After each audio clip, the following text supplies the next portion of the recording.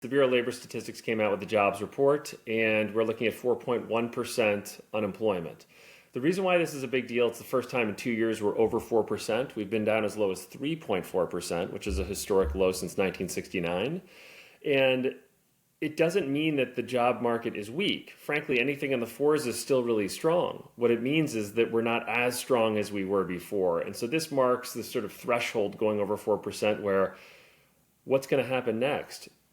Is the job market so weak that we're going to be looking at inflationary changes and looking at rate reductions? Like, what are all the things that are going to happen now? And it's a macro number, Jessica, which makes me very nervous because there's certain parts of our economy that are really struggling right now and other parts that are overheated. And that doesn't show up in a 4.1 sort of spread it out over the whole economy kind of number.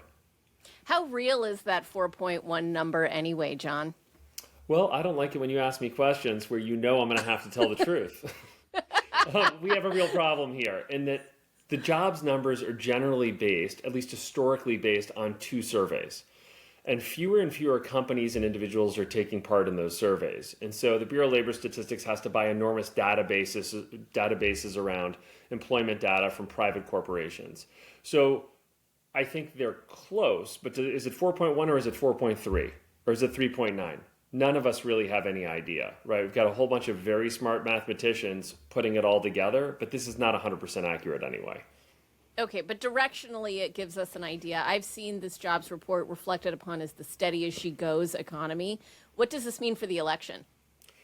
Well, I think that this is frankly, it's a non-issue. There's so many other things that are major issues right now. It's having a 4.1 unemployment number means that it's not much to talk about. The inflation number is a number to talk about, but the job steady as she goes down is what we're looking at here. But because it is steady, it's not something that's freaking anybody out. It's not a headline, right? Versus inflation, which is a major headline. You know, the big story and what our listeners really want to know is what's going on in technology, because the layoffs that started 2-3 years ago continue. That's a place where unemployment is a scary topic.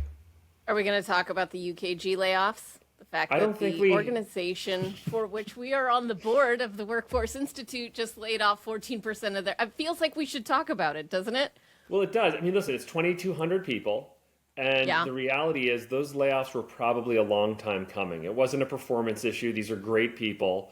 But when you put two companies together and you're in a mature market where you're not going to be growing at 20% a year forever, it's probably a good time to assess what your workforce looks like. And the answer is when they put Ultimate and Kronos together, they probably should have laid off 2,000 people then.